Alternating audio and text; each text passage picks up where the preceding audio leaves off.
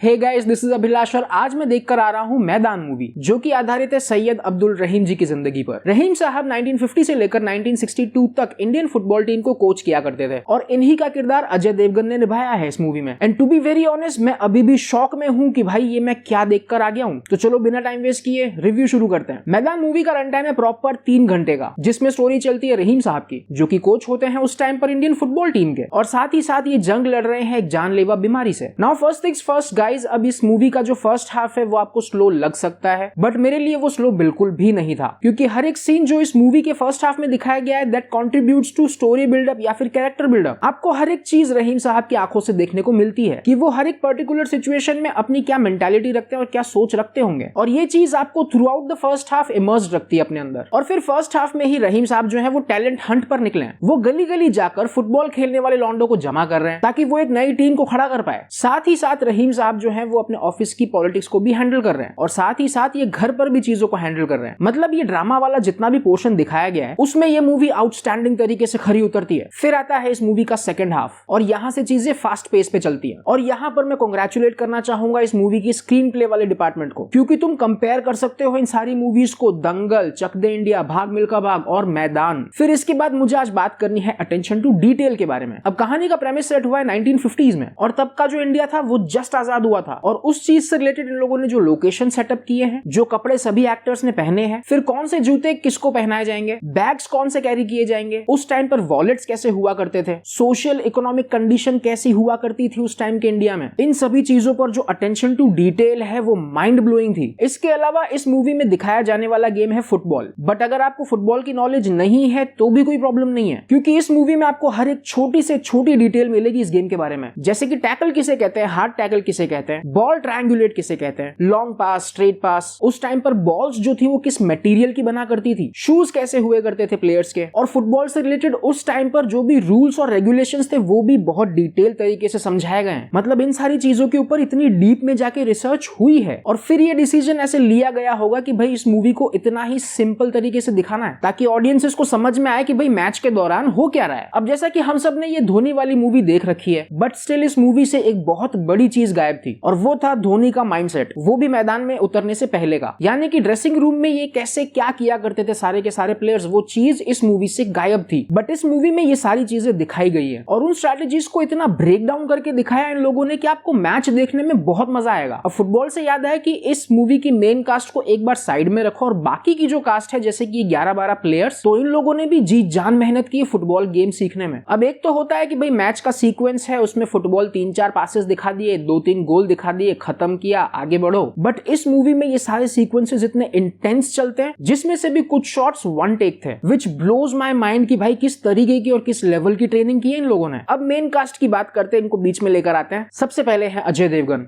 Yet again he proves कि वो इस बॉलीवुड इंडस्ट्री के डार्क हॉर्स हैं। मतलब देखो यार, अभी बैक टू बैक इतनी सारी मसाला मूवीज आ रही हैं, और उन्हीं सब के बीच में अजय देवगन एक कंटेंट ओरिएंटेड मूवी लेकर आ रहे हैं, and he clearly wins the race. मतलब अगर 300-400 करोड़ रुपए अगर कमाने चाहिए तो वो इस मूवी को कमाने चाहिए विद वैलिड रीजंस। और एक्टिंग के मामले में भी इन्होंने जो रहीम साहब की एक वो लाइन पकड़ी है ना, वो एक्सट्रीमली इंप्रेसिव है। जैसे कि कोच का कैरिकेचर कैसा होना चाहिए, शांत स्वभाव का होना चाहिए, ऑब्जर्विंग नेचर का होना चाहिए, सोच समझकर बोलने वाले होने चाहिए, ऐसा सब। इनके बाद प्रिया मनी की बात करें तो she was the backbone of this movie. उनके सीन्स बहुत ही एंडेयरिंग थे, और वो मूवी के केओटिक माहौल को कामनेस में क्रिएट करने का काम करती हैं। So overall she was fantastic. फिर आते हैं गजराज राव। ये इस मूवी में एक स्पोर्ट्स जर्नलिस्ट होते हैं, और इनका जो है नेगेटिव रोल है इस मूवी में, and this was actually very unexpected, क्योंकि इनको आज से पहले मैंने सिर्फ कॉमिक रोल्स में देखा है, और वो भी पॉजिटिव वे में। But the way he delivered this negative tone, it was an outstanding job from him,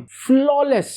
इसके बाद के टेक्निकल डिपार्टमेंट्स जैसे कि cinematography, background music, editing, direction, इन सभी ने अपना काम बेहतरीन डिलीवर किया है। और इनफैक्ट जब मैं ये मूवी देखकर उठा तो मैंने तो भाई देखो दिल खोल के तालियां बजाई है, और मेरे साथ जो 8 लोग थे उन लोगों ने भी बजाई है। तो फाइनल वर्डिक्ट में मैं आज सिर्फ इतना ही कहूंगा कि ये मूवी आप अपने परिवार वालों के साथ जाओ और एक्सपीरियंस करके आओ थिएटर में। क्योंकि आई नो ये सवाल हम अपने आप से कई बार पूछते हैं कि यार ये चक दे इंडिया जैसी मूवीज आजकल क्यों नहीं बनती, तो भाई अब बनी है, जाकर देख लो। और पेरेंटल गाइडलाइंस में इस मूवी में कोई सेक्स सीन्स नहीं है, कोई गालियां नहीं है, कोई न्यूड सीन्स नहीं है। It's completely safe to watch with your parents. तो ये था मेरा रिव्यू मैदान मूवी का, और भाई आज दिल सच में बहुत खुश हुआ है मूवी देख के। और ये रिव्यू अगर आपको हेल्पफुल और लॉजिकल लगा तो लाइक एंड सब्सक्राइब। मैं मिलता हूं आपसे नेक्स्ट रिव्यू में, तब तक ध्यान रखो अपना। Be awesome, bye bye.